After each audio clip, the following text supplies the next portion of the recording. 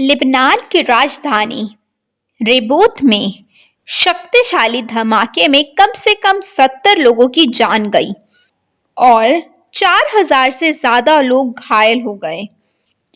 उस धमाके के केंद्र में एक बॉम्ब हाउस बताया जा रहा है और ये भी साथ में कहा गया कि ये बॉम्ब हाउस उस जगह पिछले 6 साल से है।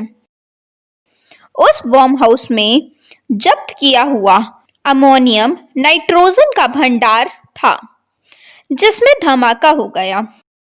लेबनान के प्रधानमंत्री इसे खतरनाक बम हाउस बता रहे हैं जो वहां 2014 से ही बना हुआ था। उन्होंने इस घटना को प्रलयकारी घटना बताया और कहा कि जिम्मेवार लोगों को बख्शा नहीं जाएगा। वहीं लेबनान के राष्ट्रपति ने भी कहा, इस बात को किसी भी तरह से स्वीकार नहीं करा जा सकता है कि आखिरकार कैसे 2740 टन अमोनियम नाइट्रोजन असुरक्षित तरीके से रखा हुआ था।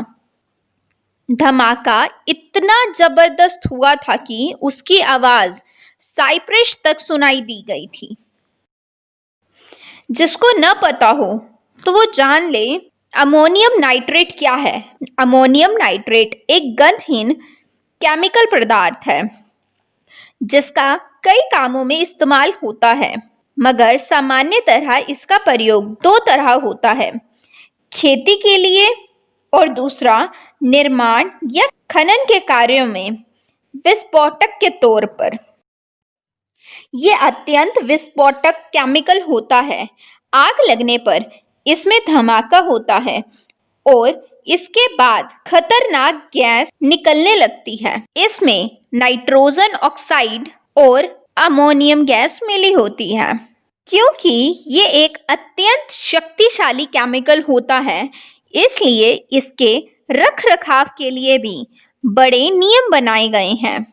इसमें ये सब प्रबंध जरूरी हैं, जैसे वो स्टोर पूरी तरह फायर प्रूफ होना चाहिए, साथ ही वहां कोई नाला, पाइप या गटर नहीं होना चाहिए जिससे अमोनियम नाइट्रेट जमा हो सके। लेबनान में धमाके के बाद अब जांच हो रही है कि आखिर बम हाउस में रखे अमोनियम नाइट्रेट में आग कैसे लगी। अमोनियम नाइट्रेट की वजह से पहले ही बहुत घटनाएं हो चुकी हैं। 2013 में अमेरिका में टेक्सास राज्य में एक फर्टिलाइजर प्लांट में धमाका हो गया था जिसमें 15 लोगों की मौत हो गई थी और बहुत लोग घायल हुए थे। 2001 में फ्रांस में टुलूज में भी एक केमिकल प्लांट में धमाका हो गया था जिसमें 30 लोगों की मौत हुई थी और बहुत लोग घायल हुए थे।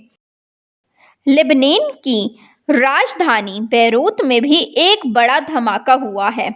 ये धमाका पूर्व पीएम रफीक हरीरी की हत्या की जांच और अदालत की सुनवाई के फैसले के आने के ठीक पहले हुआ। ये भीषण धमाका शहर के त्रिट्टे इलाके में हुआ है। प्रशासन को आशंका है कि इसमें कई लोग हलाकत हुए हैं।